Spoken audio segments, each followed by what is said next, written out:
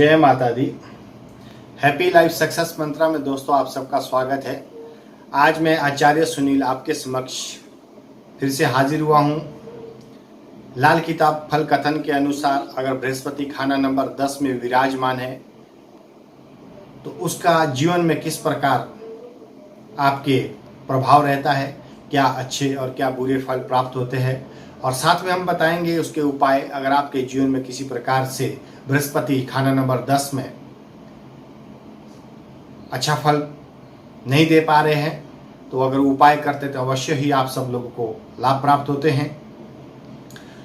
और happy life success मंत्रा दोस्तों YouTube channel ये आपका अपना चैनल है, तो प्लीज़ इसको जो नए आए हैं सब्सक्राइब, लाइक और शेयर करना ना भूले। ज़्यादा से ज़्यादा लोगों में शेयर करें और कमेंट करें। और किसी को अगर एस्ट्रोलॉजी से रिलेटेड कोई क्वेश्चन है तो हमें date of birth, birth time, birth place, सिर्फ 3 चीज़ें भेज के अपने जीवन की संपूर्ण जानकारी और उपाय प्राप्त कर सकते हैं। तो शुरू करते हैं। खाना नंबर 10 में किसी भी जातक की कुंडली में बृहस्पति बैठे हो या महादशा, अंतरदशा, प्रत्यंतर दशा में बृहस्पति आ जाए या गोचर फल में, वर्ष फल में बृहस्पति आ जाए तो जातक को किस प्रकार का फल प्राप्त करवाएंगे बृहस्पति जी, तो उसकी संपूर्ण जानकारी मैं आपको देता हूं। खाना नंबर 10 में अगर बृहस्पति हो और शनि शुभ और चौथा घर खाली हो तो आपकी 33 से 39 वर्ष की आयु में शुभ हालात होंगे। आप उस स्थान पर प्रतिष्ठित होंगे, समृद्ध विचारों वाले होंगे, समाज से जुड़े कार्य करने वाले, सलाहकार, सुख सुविधा से संपन्न तथा परोपकार का लाभ उठाते रहेंगे। लेकिन ध्यान रहे कि आपके लिए पूजा पाठ, ज़्यादा पूजा पाठ एक शाप बन सकता है, घातक सिद्ध हो सकता है। और ज़्यादा दान पुण्य करने से आपके गृहस्थ के सारे सुख तक खत्म हो सकते हैं, नष्ट हो सकते हैं। ऐसे में आपके पास सभी प्रकार के सुख होते हुए भी आप किसी प्रकार के सुख का लाभ नहीं ले पाएंगे अगर आप जीवन में ज़्यादा पूजा पाठ या दान पुण्य का कार्य करते हैं। आपको अपने जीवन यापन के लिए अकेले ही संघर्ष में रहना पड़ता है और हर स्थिति का सामना आपको अकेले ही करना पड़ता है।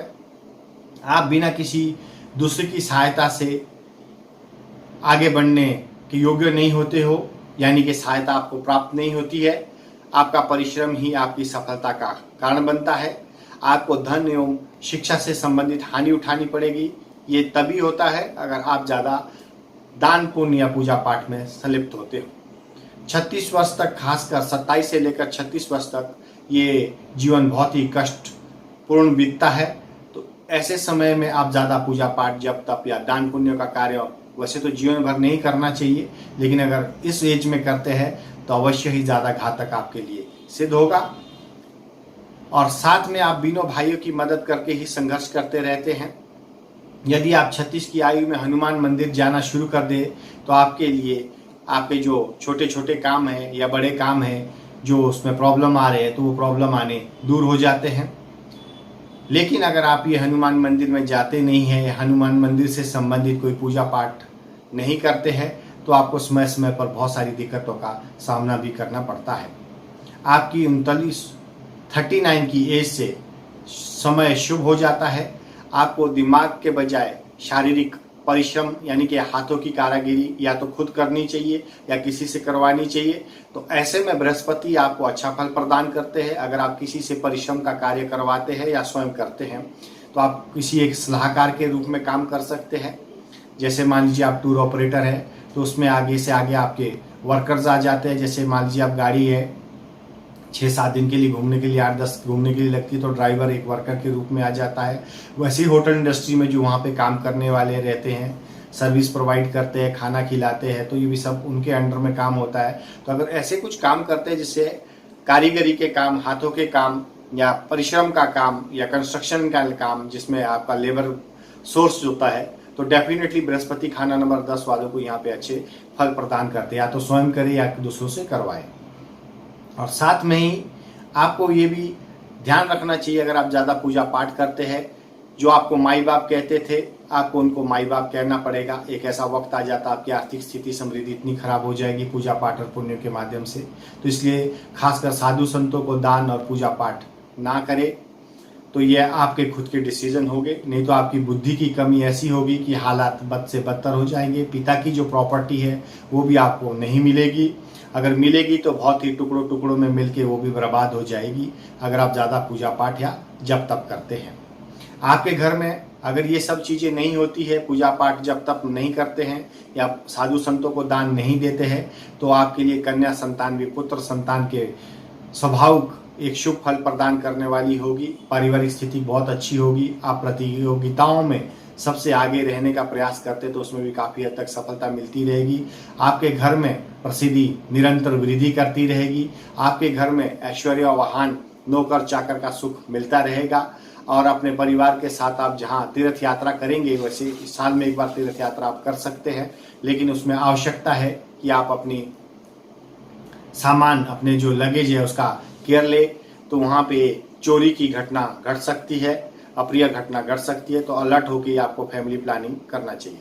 अगर इसी तरह के आपके जीवन में कोई बाधा परिस्थितियाँ आपके जीवन में बनी है कि आप अपने 10th हाउस में गुरु को देख रहे हैं, बृहस्पति को देख रहे हैं और परेशानियों से गुजर रहे हैं, तो आपको जीवन में आ रही परेशानियों के लिए 43 दिन तांबे का सिक्का, तांबे का जो सिक्का पैसा जो आता है, उसको सिर से 7 बार वार कर जल प्रवाह करना चाहिए। सर पर चोटी हमेशा रखना चाहिए या हमेशा सर को ढककर रखना चाहिए। पिता की मृत्यु के उपरांत घर की पोटली, बृहस्पति की पोटली घर में कील पर जरूर टांगनी चाहिए, तो इससे आपको शुभ प्रभाव पड़ते हैं। अब बात करेंगे दोस्तों, खाना नंबर 10 में बृहस्पति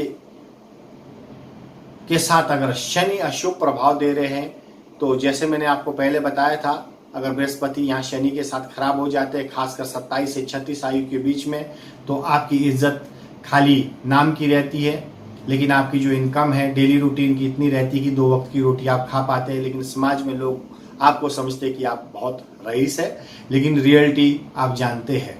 यहाँ पे अगर शनि अशुभ फल और साथ में बृहस्पति भी अशुभ हो जाते हैं, तो आप जिद के आगे अड़कर कोई ऐसे काम करते हैं जिससे आपका नाम बदनाम होता है, या आपके संबंध कैसे बाहरी संबंध ऐसे बनते हैं जिससे आपकी समृद्धि और पैसे की कमी बननी लाजमी हो जाती है, और आपकी जो शरारतें हैं वो दिन प्रतिदिन बढ़ती जाती है। आपका जो मन है गलत कार्यों में लगना जरूरी है, क्योंकि यहाँ पे बृहस्पति बुरा फल अगर प्रदान कर रहे तो आपकी स्वाभाविक स्थिति बुरे मन को ज़्यादा अपनाती है, यानी कि बुरे कार्यों में आप पड़ जाते हैं। यानी कि आप साथ में वैसे हालात भी बनते हैं जो माँ बाप आपको कहते थे, कोई लोग जैसे माँ बाप आप मेरे हो, आप ही मेरे लिए जीवन में सब खर्चे कर रहे हो, पूरा रोजगार चला रहे हो, उन लोगों के साथ ही आपको, उन लोगों को ही माँ बाप बोल के अपने जीवन में जीना पड़ता है, अपने कार्यों को बढ़ाना पड़ता है, जो लोग कभी खुद आपके लिए माँ बाप होके जीते थे। तो ध्यान रहे, अगर आपके जीवन में 10th हाउस में बृहस्पति 10th में बैठ के शनि अशुभ फल दे रहे हैं, तो ऐसे जातक को 43 डेज लगातार बादाम मंदिर में देने चाहिए। नहीं तो 7 वीरवार बृहस्पतिवार को बादाम मंदिर में चढ़ा के आए। गंधक जल में प्रवाह करना चाहिए, और नाक हमेशा साफ रखनी चाहिए, और नंगे सिर हमेशा नहीं रहना चाहिए, हमेशा सिर को यानी कि ढक के रखना चाहिए। टोपी पहनना चाहिए, जैसे मैंने पहले बताया, चोटी भी रख सकते हैं। और सूर्य ग्रहण में बादाम, नारियल और उड़द का तेल, उड़द की दाल या तेल का भी आप दान अवश्य करते रहना चाहिए। अब बात करेंगे, बृहस्पति खाना नंबर 10 में विराजमान है और चंद्र 4 में बैठे हैं, तो भी आप ये चीज का ख्याल रखें कि आप दान नहीं देंगे। अगर दान देंगे तो उसका अशुभ परिणाम ही आपको देखने को मिलेगा। दूसरों की भलाई के बावजूद आपके ऊपर कई बुराइयां मिलेगी। सोना चांदी कपड़े का व्यापार अगर आप करते हैं तो आपके लिए उत्तम रहता है। शर्त यह है कि बृहस्पति खाना नंबर 10 में शुभ और चंद्र 4थे घर में विराजमान हो। यदि आपसे कोई किसी तरह की सहायता मांगने आए तो आप उनकी सहायता करेंगे, तो भी आपके ऊपर झूठा आरोप कलंक लगेगा। खासकर साधु संतों की सेवा करेंगे या मंदिर में आप मूर्ति रखवाएंगे तो आपके ऊपर झूठे लांछन लगना लाजमी है। तो इसलिए इन सब बातों का आप ध्यान रखिए, आजीवन ध्यान रखिए। जो भी बृहस्पति खाना नंबर 10 में किस प्रकार विराजमान है, ये ग्रह स्थिति बताती है कि आपको क्या करना चाहिए और क्या नहीं करना चाहिए। अब बात करेंगे, बृहस्पति खाना नंबर 10 में हो और शनि 9 में हो और शनि को सूर्य देखता हो, या यानी कि सूर्य की तीसरा या पांचवें घर में विराजमान होना, तो भी आपको जिंदगी में बहुत बड़े बड़े प्रॉब्लम से गुजरने के लिए मजबूर कर देता है। यानी कि जिंदगी में कई बार घर परिवार की जगह आग लगने की शिकायत हो सकती है, वाकयात हो सकते हैं। ऐसे में आपके जो पैसों से संबंधित या सोने से संबंधित चीज़ें हैं या पीली वस्तुओं से संबंधित चीज़ें हैं, उसे आप बिजनेस व्यापार तो कर सकते हैं, लेकिन उसमें भी आपको बहुत सावधानी बरतनी चाहिए। पहले अपनी जन्म कुंडली दिखलवा के ही ये बिजनेस को कार्य को शुरू करना चाहिए। आपके लिए हवाई जहाज संस्थानों से संबंधित या किसी प्रकार के चांदी या सिले हुए कपड़ों से संबंधित ये कार्य हमेशा शुभ फल प्रदान करेंगे। लेकिन अगर आपका यहाँ पे अशुभ फल मिल रहा है तो हल्के दर्जे के, जैसे इतिहास की खोज, पुरानी चीज़ों की खोज, बर्फ, फ्रिज, एयर कंडीशनर या आपके शीत गृह, जस, लोहा, कोयले से संबंधित किसी भी प्रकार का कार्य आपको हमेशा बुरा फल प्रदान करेंगे। तो इसके नुकसान के बचने के लिए अगर आप इन सब में से कोई एक कार्य कर रहे हैं आपके जीवन में और ये कारोबार आप छोड़ नहीं पाते हैं, तो उपाय संबंधित आपको नुकसान से बचने के लिए हर रविवार को गुड़ या गेहूं का दान करना चाहिए, सूर्य शनि मार्तंड विसर्जन करवाना चाहिए। अगर आप ये सब उपाय करते हैं तो अवश्य ही आपको इसमें आप देखेंगे कि आपके अगर कोई प्रॉब्लम्स है तो ऑटोमेटिकली वो सॉल्व होने लगती है, क्योंकि लाल किताब के जो उपाय है सटीक है, 100% सटीक है। लेकिन इसके लिए जो सावधानियां बताई गई है, जो नियम बताए गए हैं, अवश्य उसका पालन होते रहना चाहिए। अभी बात करेंगे बृहस्पति खाना नंबर 10 और सूर्य 4 और चंद्र कायम हो, तो आप जिंदगी में नौकरी करते हो तो बहुत अच्छी कामयाबी और इज्जत नसीब होगी, और राजनीति में उतरकर किसी उच्च पद पर आप विराजमान हो सकते हैं, आपको फायदे होंगे। आप चाहो तो नौकरी में, राजनीति में, इनसे संबंधित जो भी यात्राएं करेंगे सारी यात्राएं कामयाब होगी और चारों तरफ से आपको ये सब चीजें सुख देने वाली होगी। अभी बात करते हैं खाना नंबर 10 में बृहस्पति और बुध 4 में हो, तो एक कहावत है कि मर मर बुढ़िया राग गावे लोग कहे ब्याह, यानी कि शादी। अर्थात जो भी आप काम करते होगे वो बड़े बड़े स्तर हो या निम्न स्तर के हो, उसमें अच्छा धन का लाभ ना होगा, आप सिर्फ अपना गुजारा कर रहे होंगे, परंतु लोगों की नज़र में आप समृद्ध ही नजर आएंगे। तो इसके लिए आपको जो उपाय करना है, अगर खाना नंबर बृहस्पति में 10 में विराजमान है बृहस्पति और बुध 4 में है, तो आपको 11 कांसे के बर्तन में देसी घी को पूर भरकर शक्कर डालकर पानी में बहाकर कांसे का बर्तन धोकर लेके आना है। यानी कि आपको ऐसा 11 गुरुवार करना है, तो आपके जीवन में ये जो योग है वो कट जाएगा, अवश्य ही आपको लाभ की प्राप्ति होगी। और साथ में 43 दिन आपको बिन तांबे का जो सुराख वाला पैसा है उसको दरिया में बहाना है और नाक छेदना है, फिटकरी से दांत साफ करने हैं और कन्याओं का पूजन करना है। तो इस प्रकार अगर बृहस्पति खाना नंबर के लिए आप ये चीजें करते हैं तो अवश्य आपको इसमें भी लाभ प्राप्त होता है। अब बात करेंगे बृहस्पति खाना नंबर 10 में हो और शनि 9 में हो, अगर आप अपनी मर्जी के बगैर कोई चलता है, आप अपनी मर्जी के बगैर कोई चलता है तो आप उसको कहीं का ना छोड़ने वाले प्रवृत्ति के होते हैं। उसे सुई की नोक जितना भी फायदा ना देने वाले होंगे, आप अपने फायदे के लिए कुछ भी करने के लिए दूसरों को दुख देने वाले हो सकते हैं। तो ऐसे में वही कांसे के बर्तन में देसी घी, कपूर, शक्कर डालकर पानी में बहाकर कांसे का बर्तन धोकर घर में ले आए और उसमें खाना शुरू कर दे, तो ये उपाय बहुत अच्छा होता है। उपाय सेम वही रहेंगे जो मैंने पहले आपको बताए थे। 43 दिन आपको तांबे का सुराख वाला पैसा दरिया में बहाना है, नाक छेदना है, फिटकरी से अपने दांत साफ करने और कन्याओं का पूजन करना है। बृहस्पति खाना नंबर 10 और सूर्य 5 में हो, इस योग में पत्नी पर पत्नी मरती जाएगी या फिर पत्नी एक बच्चा देकर मर जाएगी, आपके पिता की अप्राकृतिक तरीके से मौत हो जाएगी या फिर कैंसर होकर मर जाए, स्त्री और ससुराल वालों इन सभी के सुखों में कमी होगी। इस योग में आपकी जीवन साथी जिंदा नहीं रह सकती है या फिर ये भी हो सकता है कि वो एक बच्चा देकर मर जाए। तो इसके लिए जो उपाय हमने आपको बताए हैं, अगर ये उपाय आप करते हैं तो अवश्य ही आपको लाभ प्राप्त होता है। और बृहस्पति खाना नंबर के बारे में जितने भी अच्छे बुरे योग है मैंने आज आपके समक्ष बताए हैं।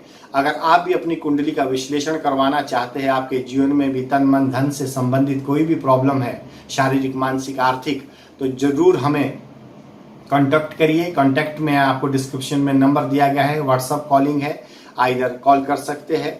और हमारी ये सीरीज कंटिन्यू चलती रहेगी। लाल किताब फल कथन के अनुसार मैं आचार्य सुनील आज यहाँ पे विदा लूंगा, और साथ में माता रानी सबको आपको खुश रखे, स्वस्थ रखे, और आपकी सभी मनोकामनाएं पूर्ण हो, अच्छे कार्य करते रहे, अच्छे कर्म करते रहे, और दूसरों का भी भला करे। यही भावना के साथ आज का विषय मैं यहीं पे समाप्त करता हूँ। जय माता दी।